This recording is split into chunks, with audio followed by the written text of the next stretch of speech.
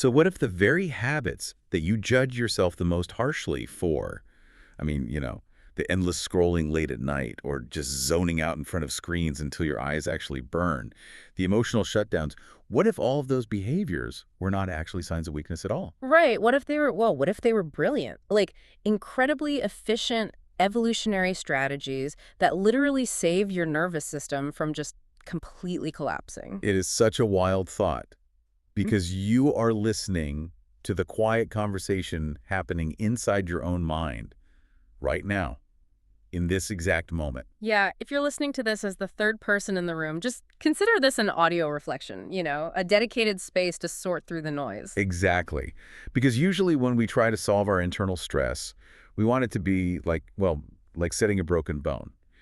You look at an x-ray, you see the jagged white line, and the doctor points to it and says, there's a problem, we just need to put a cast on it. Right, it's clean, it's visible. Highly satisfying. It is. We crave that binary simplicity so much, broken or fixed, sick or healthy. We just really want our psychological struggles to fit into neat, easily observable little categories. But the reality of living inside a human mind is completely different.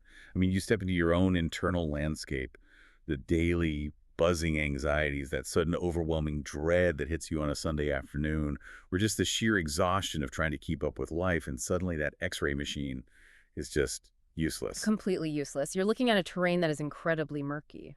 So to guide this exploration today, we are pulling from a massive stack of anonymous clinical notes, cognitive behavioral research papers, neurobiological studies on the nervous system, and even some ancient philosophical texts on human purpose. And our mission here is to take all of this dense material and extract the actual mechanisms behind why you feel the way you do. Right, because as the questioning, doubting part of the mind, I just have to ask, why does life constantly feel like a heavy wave that is crashing over me, rather than, an ocean I am actually choosing to swim in? That feeling right there, that sensation of being a helpless passenger in your own life, that is the absolute perfect place to start. It feels awful, though. It does, but the most vital takeaway from all this research is that this heavy overwhelm is not a permanent, unchangeable trait. It is just a temporary state. Okay, a temporary state. Exactly.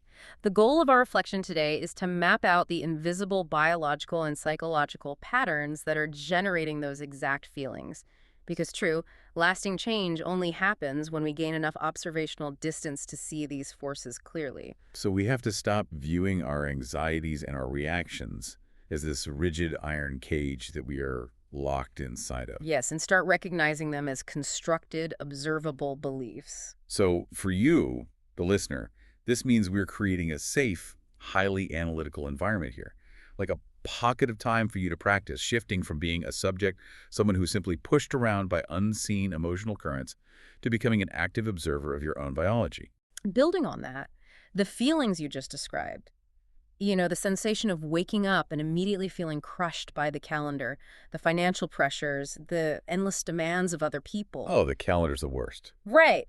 But none of that is a personal failing. What the clinical research shows us is that you are describing the textbook biological symptoms of being locked in survival mode. Survival mode. Yes, and we cannot possibly talk about moving toward a fulfilling life until we unpack the hard science of what survival mode actually does to the human brain. Okay, let's unpack this then, because this is where my logic usually hits a massive brick wall.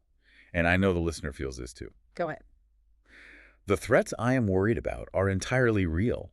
I mean, I am not hallucinating the mortgage payment. No, you're not. I am not imagining the volatile economy, or the fact that my boss expects me to do the work of 3 people, or the fact that the world news feels, well, completely apocalyptic half the time. Right. The external factors are very real. It feels like my options to change things are literally zero.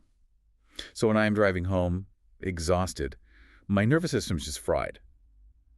How can I casually observe my thoughts when I am quite literally just trying to survive until Friday? Your pushback is completely grounded in reality. The external pressures, the bills, the toxic work environments, the societal instability, those are objective facts. Thank you. Yes. But what the neurobiology papers reveal is the internal mechanism of how we process those facts. When your brain perceives a threat, even if it is a chronic modern threat like an endless email inbox, your body does not know the difference between an unread email and a physical predator. Wait, really? It treats an email like a lion? Literally, yes.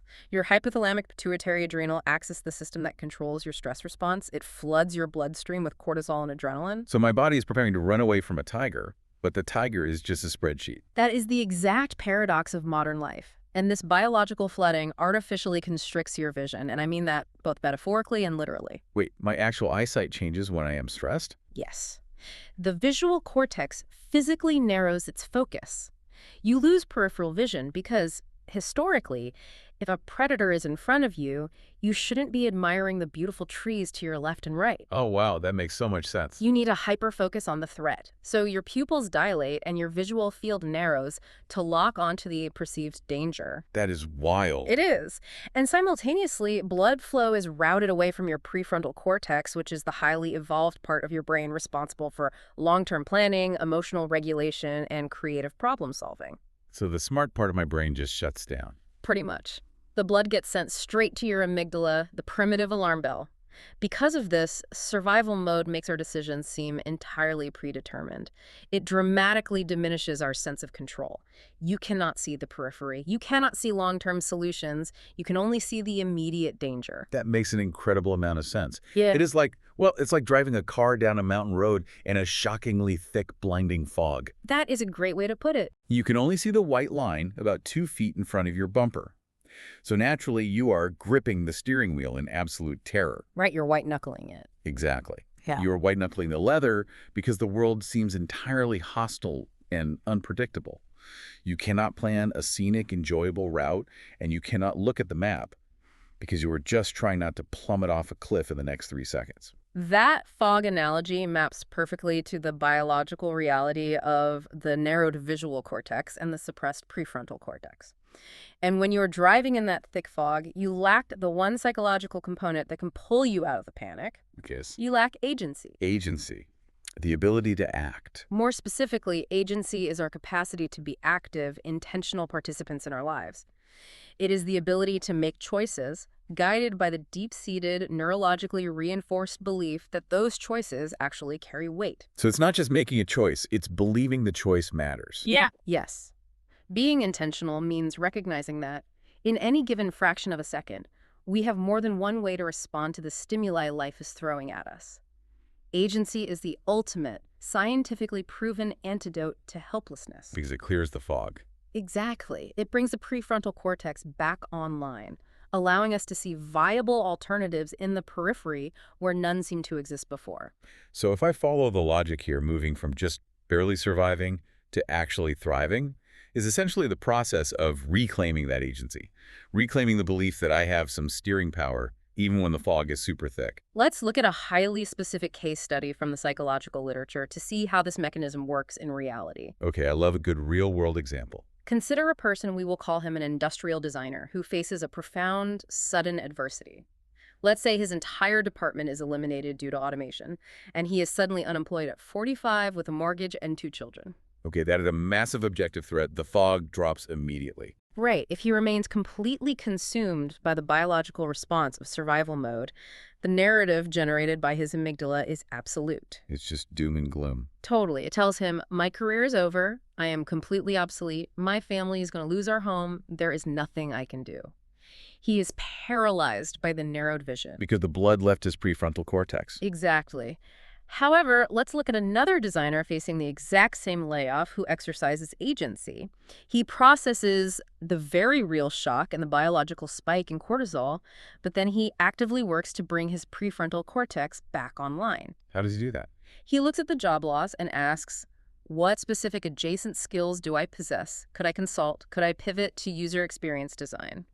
He does not change the devastating facts of the event, but he completely changes his cognitive relationship to the event. He finds the steering wheel. I hear that, and Yeah. part of me is deeply inspired by it. I really want that level of agency. But I have to be brutally honest with you. In the heat of the moment, when my heart is practically beating out of my chest, when the rejection email comes in and I am terrified of looking like a failure, or when an argument with a loved one just escalates out of nowhere. The fog gets thick. The fog is way too thick. I cannot just flip a switch and say, I rationally choose to see the opportunity here. It feels biologically impossible. So what do I actually do mechanically to pull the car over, and clear the fog. It is not a switch you flip. It is a neural pathway you have to build.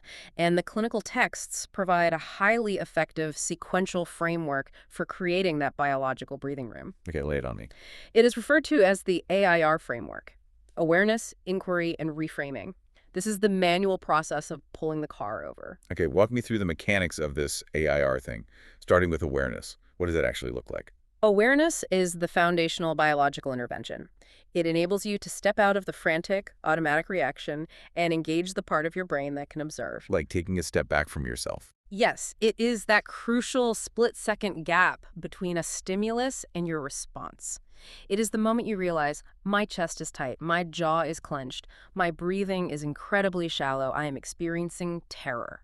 Oh, wait, notice the phrasing there. Ah, you caught that. Yeah, you didn't say, I'm terrified. You said, I am experiencing terror. Exactly. You are not judging the fear. Yeah. You are not calling yourself stupid for being afraid. You are simply acknowledging the physiological presence of the fog. It is the difference between being the anger, where you are totally consumed by it, and saying to yourself from a distance, my body is currently producing the sensation of anger. That linguistic shift is incredibly powerful for the brain. It creates immediate cognitive distance. So that's awareness. What happens next? Once you establish that awareness, you move to the second phase, inquiry. Inquiry invites you to question the patterns and the historical origins of your thoughts with intense curiosity. Curiosity, not judgment. Right. You ask yourself, why is my nervous system reacting this strongly to an email? Is this threat actually happening in the present moment, or is this an old conditioned pattern from 10 years ago when I had a terribly abusive boss? Oh, that is a huge realization to have in the moment. It is. You ask, what is the absolute worst case scenario I am telling myself right now?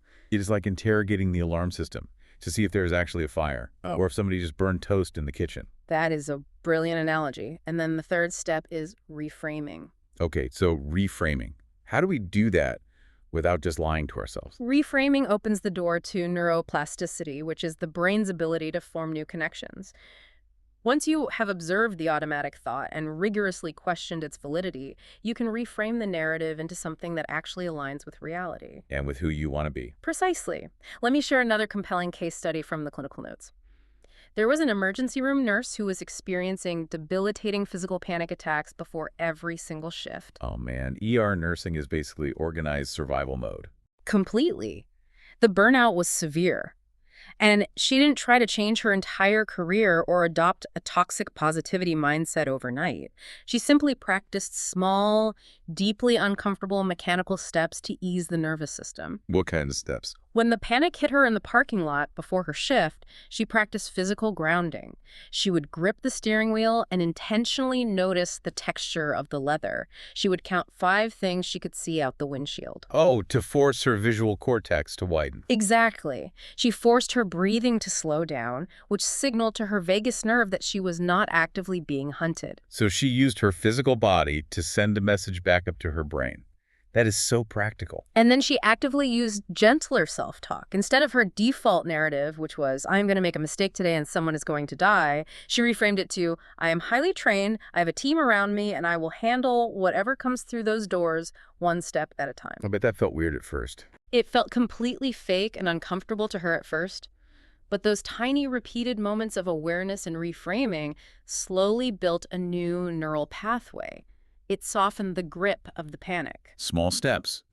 Because when your amygdala is screaming that you are in mortal danger, trying to take a massive life-changing step feels like jumping off a skyscraper. You really have to tiptoe out of the panic. You do. Another fascinating example from the research involved a lead software developer who was absolutely paralyzed by the terror of a massive product launch. Coding under pressure is no joke. It's intense. Every line of code felt like a life or death judgment on his worth as a human being.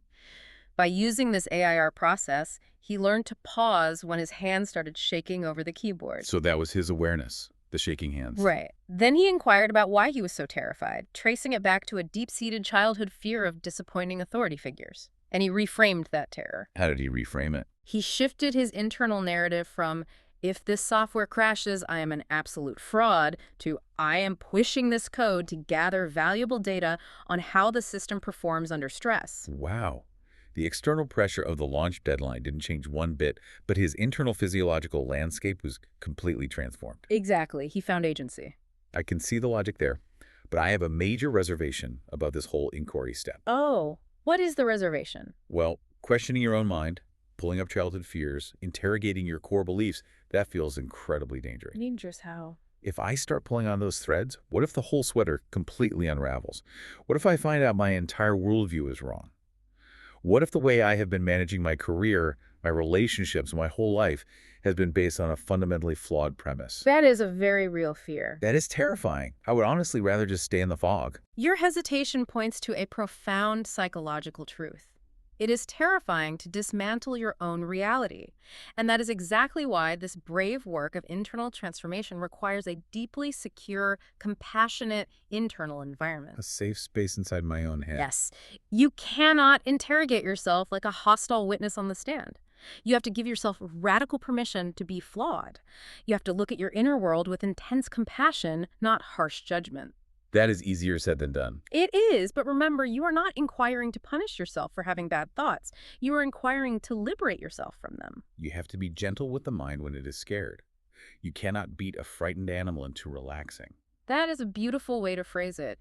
You practice this safety by simply pausing, by letting the frightening thoughts exist in your head without rushing to aggressively fix or suppress them immediately. I really like that approach for my own internal fears. I can see how to sit alone in my office, feel the anxiety about a deadline, and gently reframe it. I hear a but coming. But here is where this theory hits a wall for me. What about when other people enter the equation? Yeah. What about when someone else is actively driving me crazy? My anger toward another human being does not feel like an interpretation or a biological narrative. It feels like a fixed, undeniable truth. It definitely feels that way. Right. If my partner is deliberately ignoring how overwhelmed I am and demanding my attention, my frustration is not a conditioned pattern.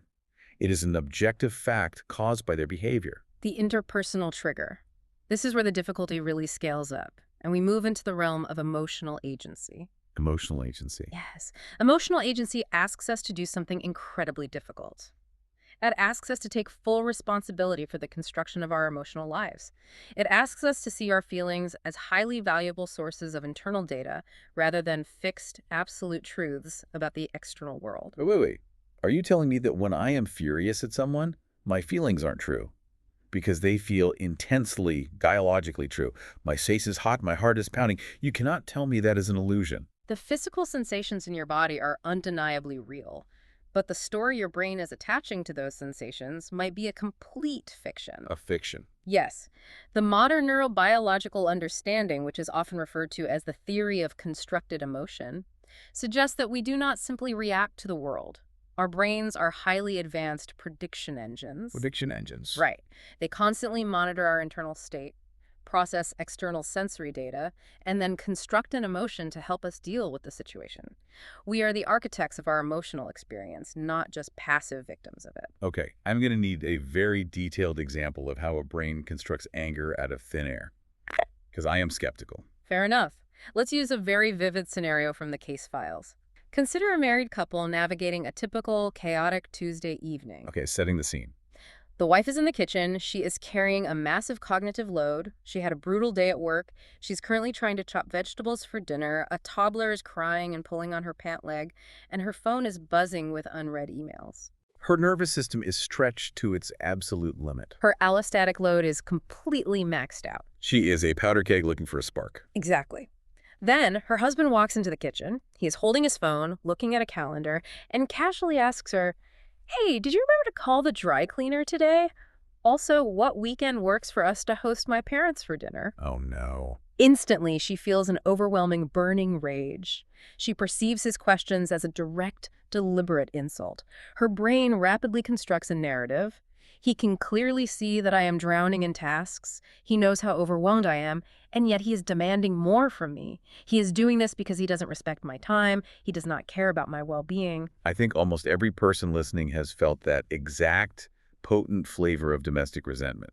It is the, you can clearly see I am on fire, why are you asking me for a match, feeling. It is a universal experience, but let's look at it through the lens of emotional agency and constructed emotion. If she lacks emotional agency, she accepts that narrative as an undeniable fact. And then what happens? She lashes out. A massive argument ensues. Cortisol spikes for both of them, and the evening is totally ruined. The classic Tuesday night meltdown. Right. But if she applies the AIR framework right there at the cutting board, everything changes. How does she do that while holding a knife and a crying toddler? That seems impossible. It takes milliseconds. Awareness, she feels the heat in her face and the spike in her heart rate.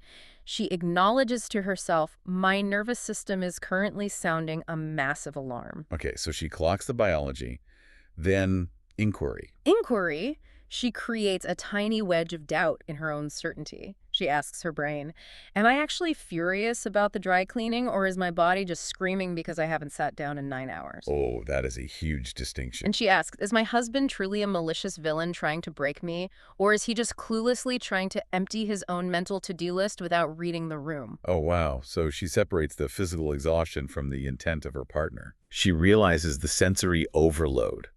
You know, the noise, the chopping, the fatigue that is real.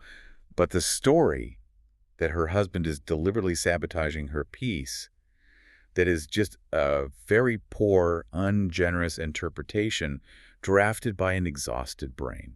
That is the core of emotional agency. When she takes ownership of that narrative, she stops rushing to defend herself against an imaginary attack. She can put down the knife, take a deep breath to engage her vagus nerve, and actually communicate her state rather than attacking him. What would she say instead? She might turn around and say, when you ask me to plan a dinner while I am trying to cook and manage a screaming child, my brain physically cannot process it, and it makes me feel like my stress is invisible to you. I need you to hold those questions until after dinner. She changes the entire dynamic of the relationship because she refused to accept the amygdala's first draft of the story. Exactly. She took the pen back. We possess the remarkable power to choose interpretive perspectives that actually serve our well-being and our relationships, rather than just blindly acting out the scripts handed to us by a triggered survival state. That is incredibly empowering. Because if I am just a helpless victim of my emotional reactions, I am doomed to repeat the same arguments forever. But if I construct the response, I can reconstruct it. Precisely. But let's take this exploration into a slightly darker corner. Okay, let's go there. Because we need to talk about what happens when the stress is too high and we fail to use emotional agency. When the fog is so thick that pausing and doing the AIR technique just isn't going to happen. It happens to everyone. When I reach that point, my instinct is pure escapism. What does that escapism look like for you? I confess this with a significant amount of shame, but I zone out. Completely. I will lay on the couch and get lost in an infinite mindless scroll on social media for 3 hours, or I will binge watch television until my eyes are completely bloodshot and it's 2 in the morning. It's very common. Or perhaps pour a glass of wine that turns into 3 glasses of wine. I know it is actively harming my sleep. I know it is destroying my focus for the next day. I know it in the moment while I am doing it. But I literally feel paralyzed. I feel like I cannot put the phone down or turn the screen off. Why do we do this to ourselves? Why is the human will so incredibly weak in those moments? The very first thing we must do, based on modern multidisciplinary addiction and habit research, is completely obliterate the word weak from this conversation. Really? We need to strip away the intense moral shame you are attaching to these behaviors. When we look at neurobiology, behavioral psychology, and the science of the dopamine system, these actions, the scrolling, the binge watching, the drinking, they are not character flaws. They sure feel like character flaws. They do not indicate that you lack moral fiber. They actually emerge as highly logical, deeply resourceful coping mechanisms. Resourceful. You're telling me that spending 3 hours staring at a glowing rectangle, looking at the vacation photos of people I don't even like, is a resourceful strategy. From the perspective of your desperately overwhelmed nervous system, absolutely yes. Your biology was experiencing a deeply uncomfortable level of stress, cortisol, or emotional pain. Okay. The brain's primary directive is to move away from pain and toward homeostasis. It needed a way to downregulate the nervous system instantly. The infinite scroll, the alcohol, the rapid flashing lights of a video game, they provide a highly effective artificial dump of dopamine and other soothing neurochemicals into a brain that is starving for relief. So they're basically just a localized anesthetic. like a quick painkiller for psychological distress. They're incredibly efficient painkillers. This ties into a concept called temporal discounting. Temporal discounting, what is that? Your brain is wired by evolution to prioritize immediate, guaranteed relief right now over a theoretical, abstract benefit in the future. The brain says, I know staying up until 2 a.m. will make me tired tomorrow, but I need this dopamine hit right this second to survive the stress I am feeling today. The problem is not that these coping mechanisms fail to work. The problem is that their utility comes with a massive, delayed tax, and they completely outlive their original purpose. Because the brain learns the shortcut. Exactly. Because the brain learns scrolling equals immediate relief from anxiety, it wires that connection deep into the basal ganglia, which is the habit center of the brain. It becomes your default automatic response even when the original crisis has passed. So it sticks around even when you don't need it. What once served as a life raft to help you endure a terrible, traumatic season of your life eventually becomes the very cage that prevents you from swimming to shore. Okay, so the biology makes sense. I am a dopamine-seeking machine trying to soothe the cortisol spike. But how do I actually break the cycle? Because my usual strategy is to wake up the next morning feeling a crushing wave of guilt, look in the mirror, and declare a cold turkey revelation. The revolution. Yes. I am deleting every app on my phone. I am throwing out the television. I am going to meditate for 2 hours a day. And I rely purely on sheer willpower. And it usually lasts for about maybe 36 hours before I collapse. And that cycle of grand declarations followed by inevitable collapse is exactly what the clinical data predicts. Drastic, cold turkey approaches driven by self-loathing and shame have an abysmal success rate. So I am setting myself up to fail. Yes, they rely entirely on a psychological resource called willpower, or ego depletion. And willpower is highly finite. When your prefrontal cortex is already exhausted from making decisions at work all day, it has zero energy left at 9:00 p.m. to fight off a deeply ingrained dopamine craving. That makes me feel slightly better about my 36-hour record. You shouldn't go to war with your own brain. Instead, the most effective therapeutic approach is to practice radical acceptance. You must recognize that these habits actually protected you at one point. They demonstrate your profound human capacity to adapt to unbearable pressure. So the advice is to literally thank my doom-scrolling habit for its service. Conceptually, yes. You look at the compulsive behavior and you engage the inquiry phase. You ask, what specific pain is this behavior trying to soothe right now? Am I lonely? Am I feeling inadequate? Am I just physically exhausted? You bring deep understanding to the biological system first. And then, instead of relying on finite willpower, you make gradual, systematic changes by redesigning your physical environment. You remove the cues. You leave the phone in another room. You change the architecture of your choices. I understand the environmental redesign. But I am still fighting the concept of removing the shame. It's hard to let go of. It is. If I just forgive myself for wasting 3 hours on my phone, isn't that just letting myself off the hook? If I am not hard on myself, won't I just become totally complacent and scroll for 6 hours tomorrow? That is the great illusion of shame. We think shame is a motivator. The clinical reality is the exact opposite. Shame is a potent biological stressor. It spikes your cortisol. It makes you feel terrible about yourself. And what does your brain automatically do when it feels terrible? It seeks out the coping mechanism to soothe the pain. Precisely. It drives you right back to the very behavior you are ashamed of. You scroll more to numb the acute pain of feeling like a failure for scrolling. It is a closed feedback loop. Oh my goodness. When you consciously release the habit with self-compassion instead of shame, you lower the cortisol. You create the internal psychological safety required to finally look at the underlying wound. You stop violently fighting the symptom, and you finally have the cognitive bandwidth to treat the disease. That is a massive paradigm shift. Yeah. The habit is just a check engine light. Smashing the light with a hammer doesn't fix the engine, it just leaves you in the dark. A brilliant analogy. And this brings us to what the research highlights as a very profound and frankly, very frightening psychological threshold. All right. Because let's follow this logic to its conclusion. Think about what actually happens when you successfully do all of this work. You manage to strip away the frantic, cortisol-driven survival mode. You stop the automatic emotional overreactions. You employ emotional agency. You systematically dismantle the numbing habits, the distractions, and the infinite scrolling. You put down the phone. What is left? Just nothing. A profound, echoing quiet. Yes, a sudden, vast, uninterrupted quiet. And for the vast majority of modern humans, that sudden quiet is significantly more terrifying than the exhausting chaos ever I was. feel that in my bones. It is a feeling of existential vertigo. Vertigo is the perfect word. It is like you have spent your entire adult life running at a full sprint on a treadmill, absolutely terrified of what will happen if you fall off. You are exhausted, you are sweating, you are miserable, but you know the rules of the game, just keep running. Right, keep running. And then, through this deep psychological work, you finally figure out how to hit the stop button. The belt slows down. You step off. You realize you are not actually being chased by a predator. You are safe. But now, you're just standing in an utterly silent, empty room, and you feel entirely hollow. How does the mind react to that hollowness? It starts asking terrifying questions. It starts wondering, well, who actually am I if I'm not the person running on the treadmill? If I'm not my stress and I am not my to-do list, what actually defines my existence? Those are heavy questions. Very heavy. What determines the trajectory of my life? Are my choices actually meaningful, or are there massive unseen cosmic forces I still don't understand? What actually connects me to the people around me? The biggest one, what happens when this is all over, when I'm gone? The quiet becomes so heavy, it feels like falling through empty space. The state you are articulating with such precision is a recognized psychological and philosophical condition.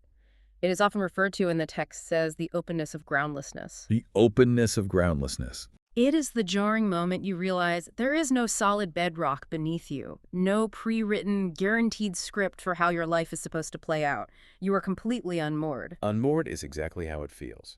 But rather than viewing this vertigo as a psychological crisis, which is exactly how our frantic, productivity-obsessed modern culture trains us to view it, the philosophical texts in our research urge us to reframe the state as a beautiful, necessary, and profound threshold.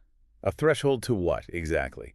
Because standing in the void does not feel productive. It feels like I am losing my mind. It is a threshold to authentic understanding and genuine freedom.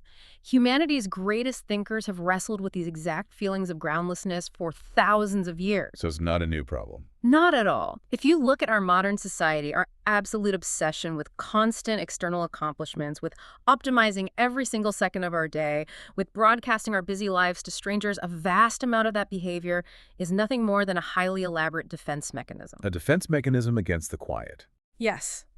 We keep ourselves frantic, stressed, and exhausted on purpose, so we never have to face the terrifying groundlessness. We stay incredibly busy so we can actively avoid meeting ourselves. Oh, that stings. Because it is completely true. If I keep my calendar color-coded and packed from 7:00 a.m. to 9:00 p.m., I never have to sit on the couch and ask myself if I am actually living a good, meaningful life. I can just point to my calendar and say, look at all these meetings, look at how stressed I am. I must be very important and my life must have value. It is the ultimate illusion of purpose. But true, resonant fulfillment requires a radical willingness to sit with life's most profound, unanswerable questions. It requires us to transcend our biological desire for immediate comfort and certainty. So we had to just sit in the quiet room. By daring to sit in that quiet room, by allowing the existential questions to wash over us without immediately reaching for a distraction, we are engaging in a constant, courageous reshaping of our identity. It is a life philosophy that embraces the idea that everything that happens to us, the chaotic fog of survival mode, the agonizing dopamine withdrawals, the terrifying groundlessness is all part of our continuous evolutionary growth. We are endlessly dismantling and reinventing ourselves. We must learn to embrace uncertainty, not as an enemy to be defeated, but as the very canvas upon which a rich, textured life is painted. I love that imagery. The idea that uncertainty is just open space to create, but I have to bring us back down from the philosophical mountain for a second. Okay, let's ground it. Because sitting in the groundlessness, pondering the infinite nature of human consciousness is beautiful. It really is. But eventually the sun comes up on Monday morning, my alarm goes off, I have to walk back out into the physical world. You still have to pay the bills. I have to go to the grocery store, I have to interact with a society that's still running on the treadmill, I have to earn a living, and frankly, I want to enjoy my life too. I don't want to just be a stoic monk sitting in a cave contemplating the void. How do I balance finding deep existential meaning with just having a good time and living a normal daily life? That is the ultimate test of all this theory. How do we translate this expansive, spacious perspective into a rainy Tuesday afternoon at the office? The answer found in the synthesis of all these texts comes down to the concept of living with deliberate intention. Intention. That is a word that gets plastered on a lot of throw pillows and coffee mugs.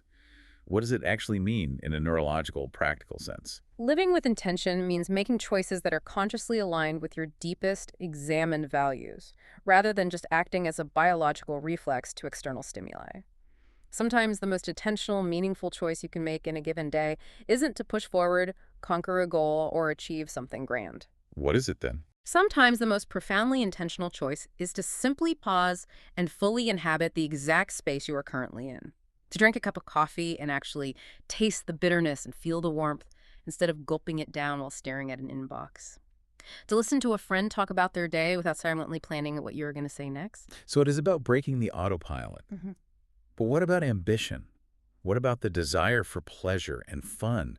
Do I have to give those up to be intentional? Not at all. And this is where the research looks at the beautiful, necessary tension between two ancient concepts of well-being, the pursuit of pure pleasure and the pursuit of deep meaning. Pleasure versus meaning. Pleasure is the immediate sensory joy of a good meal, the warmth of a fire, a fun night out with friends, the thrill of a roller coaster.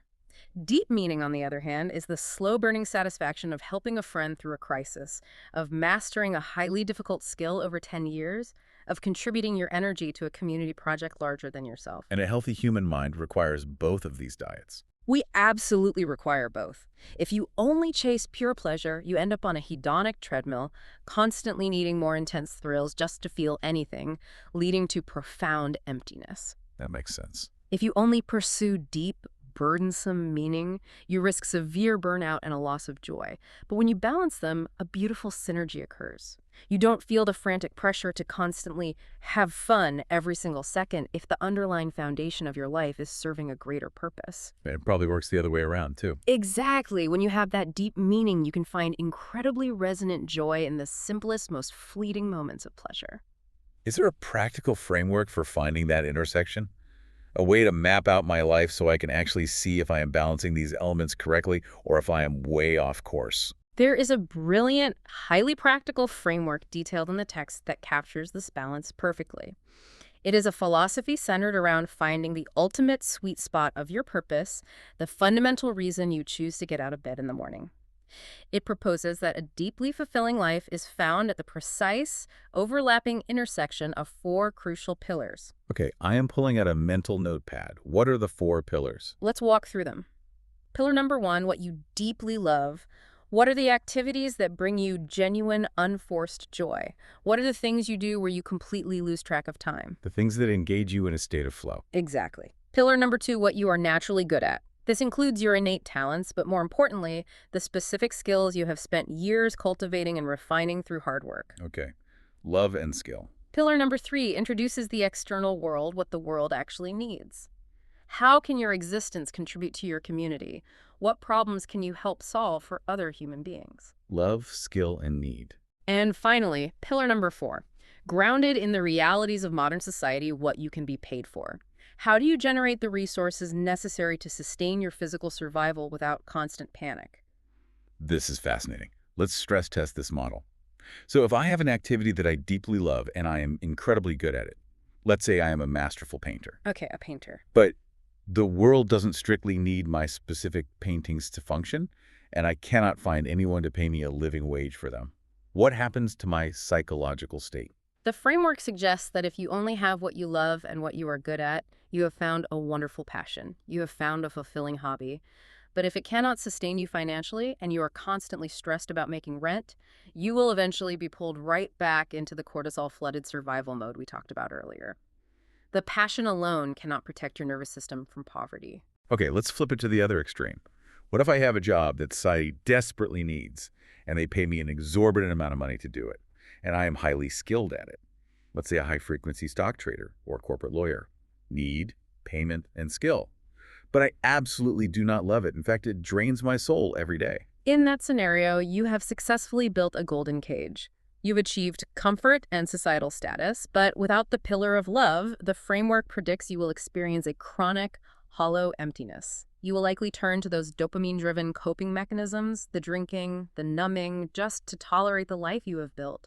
You will have a job, but you will lack a resonant purpose. So the goal, the ultimate psychological strategy, is to relentlessly adjust your life until you find the dead center, the sweet spot where all 4 circles overlap. That intersection is the ultimate blueprint for a self-sufficient, joyful, and deeply intentional existence.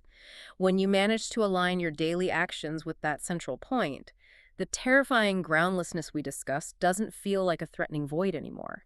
It feels like a vast, open canvas waiting for you to create something beautiful. I see the entire architecture of this now. The progression makes profound sense.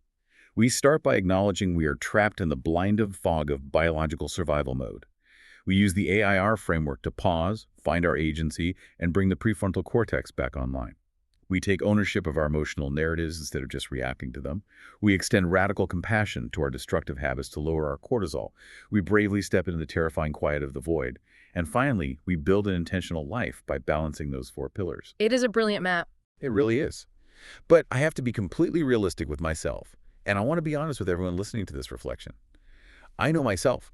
I am going to have days where I fail at this entirely. I'm going to lose my temper at a slow driver tomorrow. I'm going to doom scroll on Thursday night. I'm going to feel my chest tighten with anxiety when an unexpected bill arrives. The journey from survival to thriving is clearly not going to be a perfect, unbroken upward trajectory. And the most crucial thing you can do is aggressively accept that reality. The path of human development is never a straight, clean line drawn on a graph. It is not a video game where you level up and then you are permanently immune to stress. The psychological data shows that growth moves much more like a tide. The tide expanding and retracting. Yes. There will be seasons where the tide pulls you out into beautiful, expansive clarity.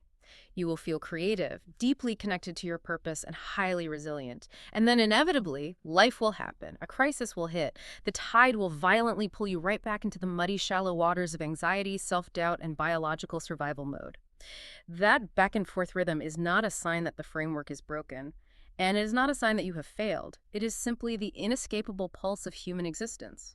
True thriving doesn't just exist in the serene moments of perfect clarity. It is forged in how you choose to navigate those messy, uncomfortable, regressive in-between spaces. So the ultimate goal isn't to eradicate anxiety forever or to never feel the fog again. The goal is simply to build enough agency so that when the anxiety inevitably returns, it isn't the only one with its hands on the steering wheel. That is the perfect distillation of the research. Both the moments where you are barely keeping your head above water and the moments where you are vibrantly aligned with your purpose are essential. They both contribute necessary colors and textures to the complex masterpiece of your life. That is a deeply comforting, grounding thought. To know that even my absolute worst day, the days I retreat into my oldest, most defensive patterns, are not destroying my progress. They are just part of the larger, necessary rhythm of reshaping who I am. They are the friction required for growth. Reflection to a close as you, the listener, prepare to step back out of the quiet landscape of your own mind and transition back into the loud, demanding reality of the external world. There's one final, somewhat mind-bending thought from the philosophical text that I want to leave you with. I am ready. Wow. What is the final thought? We have spent this entire time exploring the mechanics of stepping back. We have analyzed how to observe the biological beliefs, the constructed emotions, and the desperate coping mechanisms that run your life. We talked about gaining enough distance to watch the fog roll in rather than just driving blindly through it in terror. Right. But as you go about your day-to-day, as you return to emails, your family, your routines, I want you to ask yourself this one profound question. I am listening. If you are the one successfully observing your anxiety, and you are the one calmly observing your habits, and you are the one watching your own thoughts come and go, Then what? then who exactly is the you that is doing the looking? Wow. We will just leave you with that thought. Yes, let's just let that sit in the quiet for a moment.